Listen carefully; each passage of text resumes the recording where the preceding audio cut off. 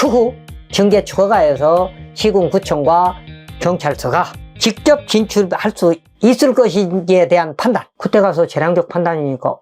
안녕하세요. 여러분의 토지의 가치를 분석하고 인허가 문제 또는 맹지에 대한 고민을 해결하기 위해서는 이 사례 공부만으로 부족할 때가 있습니다. 이때는 제가 쓴 부동산 공법 무작정 따라하기, 맹지 탈출 노하우 건축과 도로, 현황도로 책을 공부하여 인허가 및 맹지에 대한 기본 개념을 이해하고 다시 동영상을 들으면 도움이 될 것입니다.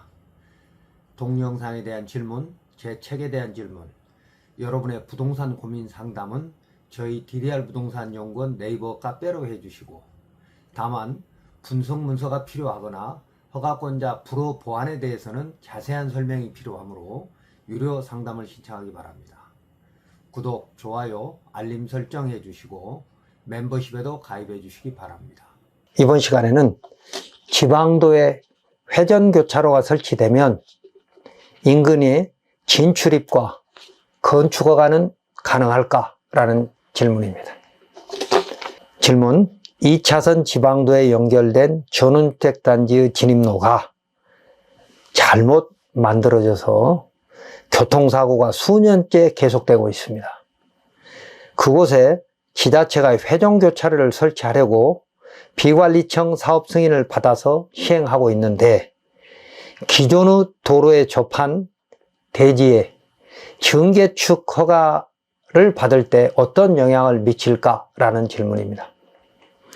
답변을 드리면, 지방도에 다른 시설을 연결 허가하는 광역지자체와, 그러니까 지방도를 관리하는 청은 광역지자체이죠.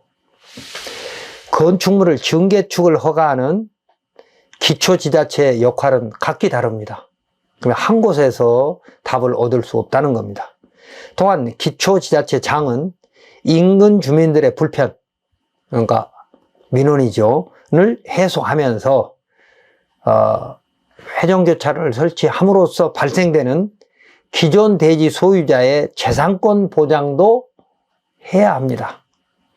그러므로 허가청인, 건축허가청인 지자체 각 실과는 각각의 법령, 집행하는 각각의 법령이 다르더라도 다음 사항들을 검토해야 할 것입니다.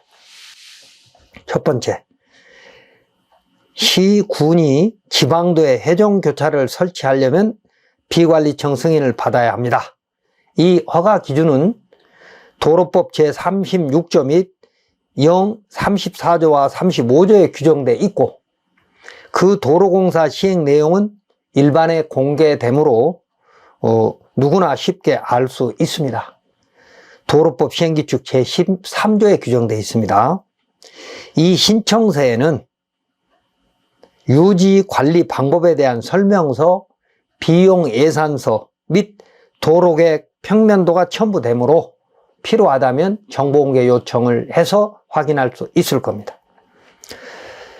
또한 회전교차로 사업은 도시계획시설 사업 등으로 할 때에 협의 취득 또는 수용할 수 있고, 또 4인 소유 기존 도로는 기부 체납을 받아서 비용을 절약할 수도 있습니다. 물론 사용할 수도 있고요. 이때 기부 체납은 일종의 증여 계약이므로 대법원 96-20581 등의 유권 해석되어 있습니다. 기부자와 지자체가 당초 약정한 조건을 이행하지 않으면 해지될 수 있으나, 이 경우에는 기존의 도로로 쓰고 있었기 때문에 배타적 사용 수익권은 제한됐다고 해석돼야 합니다. 대법원 판례 하나 보겠습니다. 기부체납이란 지방자치단체 외의자가 부동산의 소유권을 무상으로 지방자치단체에 이전하여 지방자치단체가 이를 취득하는 것으로서 기부자가 재산을 지방자치단체의 공유재산으로 증여하는 의사표시를 하고 지방자치단체가 이를 승낙하는 체납의 의사표시를 함으로써 성립하는 증여계약에 해당한다. 민법 554조에는 증여는 당사자 일방이 무상으로 재산을 상대방에게 수여하는 의사를 표시하고 상대방이 이를 승낙함으로써 그 효력이 생긴다라고 규정되어 있습니다. 자, 그래서 기부천합을 할 때는 뭔가 뜻이 있었을 거 아니겠습니까? 조건이. 그렇다면 그런 증여계약 조건이 이행되지 않으면 기부천합 계약은 해지될 수도 있다는 것입니다. 그래서 기부천합하는 기존 도로 소유자는 본인에게 불이익이 생기지 않도록 해달라고 지자체에 요구할 수 있다는 것입니다. 다음 두 번째는 회전교차를 허가하고 설치하는 기관과 또 기존 대지의 건축허가 기관은 다르다. 회전교차로 설치를 허가하는 광역지자체에서는 사업시행자가, 즉 비관리청인 사업시행자가 제출한 도로계획 평면도 등으로 이 사업계획이 교통을 원활하게 하면서 사고를 예방하는 방안이 제대로 수립되었는지, 그리고 주변 토지에 피해가 없는지 등을 도면과 현장 임장 활동을 통해서 직접 확인할 것입니다.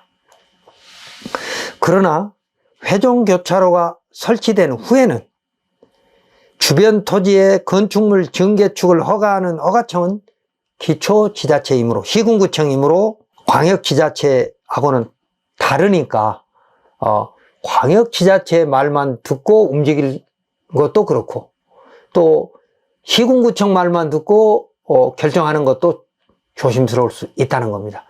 더군다나 도로교통법을 집행하는 기관은 경찰서입니다. 그러니까 회전교차로를 이용해서 건축허가를 신청을 하게 되면 시군구청의 허가부서에서는 경찰서의 의견까지도 따른다는 겁니다. 그러므로 추후 인근 토지주가 건축허가를 신청하면 허가청은 건축법의 접도 의무와 개발행위가 진입로 확보되었는지 확인하고 도로교통법 기준까지 확인하여 허가하게 될 것입니다. 그림을 보시면 그 짙은 주황색으로 좀 넓게 돼 있는 부분이 진출입이 불가하다는 것이고, 그 중에 일부 구간을 잘라서 기존 대지에서 이 회전교차로 출입이 가능하도록 통로를 열겠다는 것인데, 통상 8m에서 10m 정도의 공간을 열어놨습니다. 그래서 이 공간으로 자동차 통행이 회전교차로를 곧바로 이용할 수 있는지 없는지에 대해서는 이제 경찰서가 판단할 것이라는 겁니다. 다음 세 번째, 허가청 및 경찰서의 허가, 즉 동의하는 기준에는 재량권이 있습니다.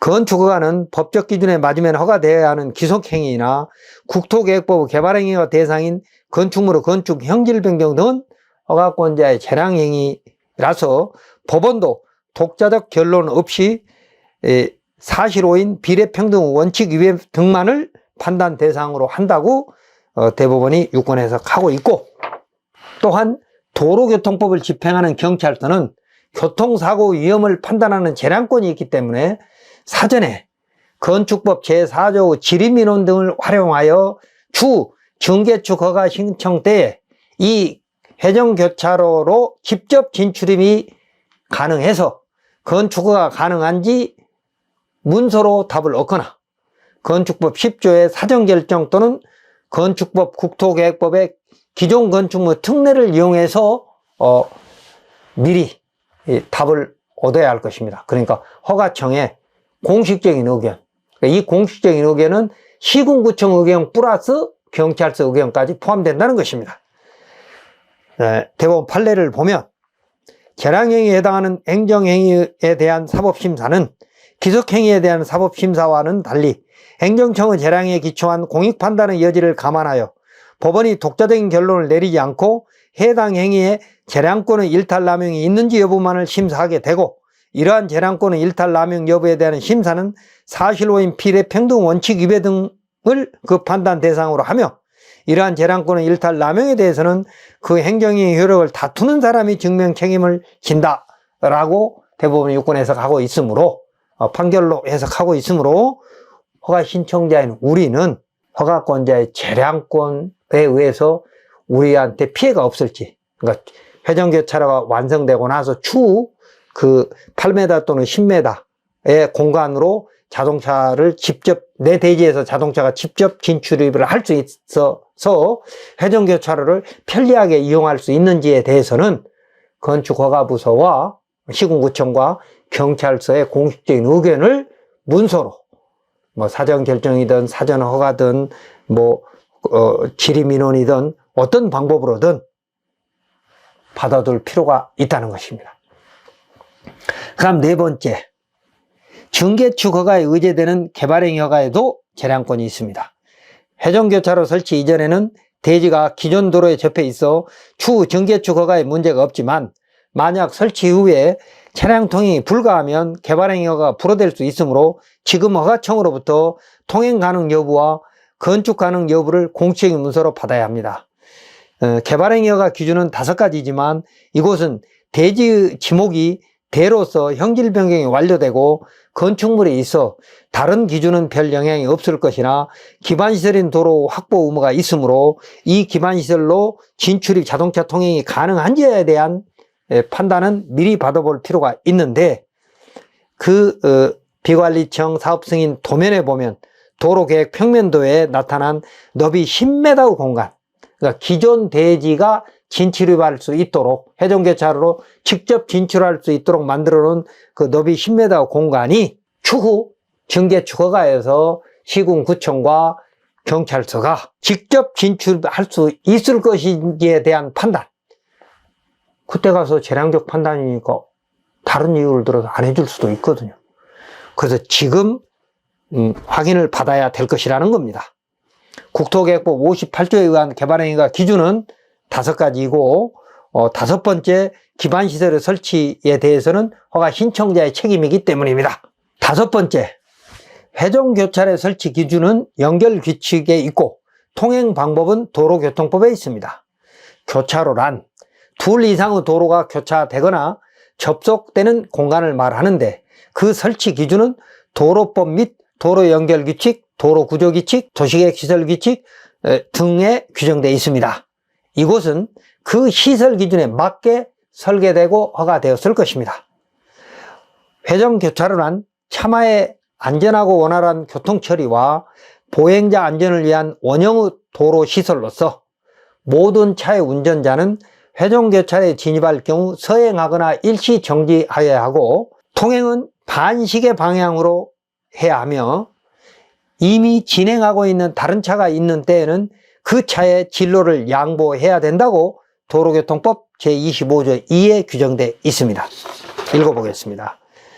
모든 차의 운전자는 회전교차로에서는 반시계 방향으로 통행해야 한다. 서행하거나 일시 정지해야 한다. 3항, 1항, 2항에 따라 회전교차로 통행을 위하여 손이나 방향 지시기 또는 등화로서 신호를 하는 차가 있는 경우 그 뒤차 운전자는 신호를 한 앞차의 진행을 방해해서는 아니 된다라고 규정되어 있습니다.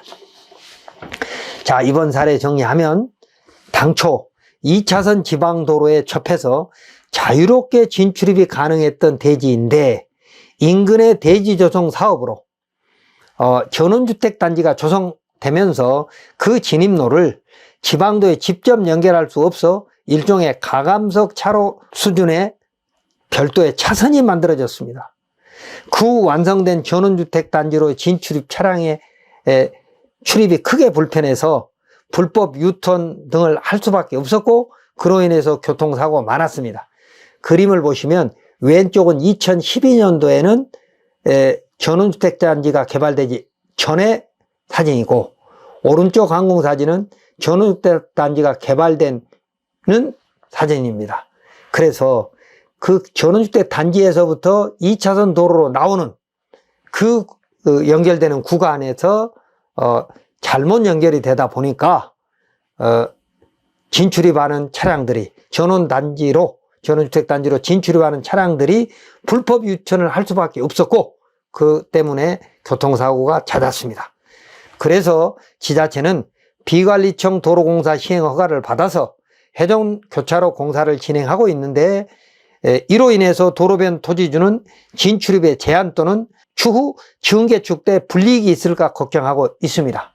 이럴 때는 해정교차로 공사 확정 도면으로 시군구청에 건축허가 가능 여부를 공식적으로 질의해서 문서로 답변을 받고 또 경찰서에도 공식적인 의견을 받아두면 재산가치 하락에는 걱정하지 않아도 될 것입니다. 저희 연구원에서는 토지 가치 분석, 인허가, 맹지 탈출에 대한 500여 개의 동영상을 올렸는데 앞으로는 보다 전문적인 내용을 분석하여 멤버십에 올리도록 하겠습니다. 필요하신 분은 멤버십에 가입해 주시기 바랍니다.